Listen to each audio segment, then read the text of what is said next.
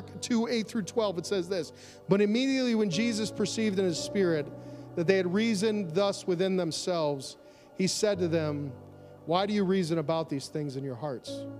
Which is easier to say to the paralytic, your sins are forgiven you, or to say, arise up and take your bed and walk?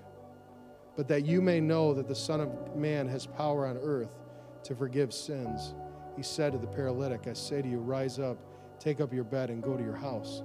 Immediately he rose and took up the bed and went out of the presence of them all, so that all were amazed and glorified God, saying, 'We never saw anything like this.'" Think about this whole event that happens. This beyond a shadow of doubt shows Jesus is God. First of all, they bring this guy down from the roof because they can't get him into the house.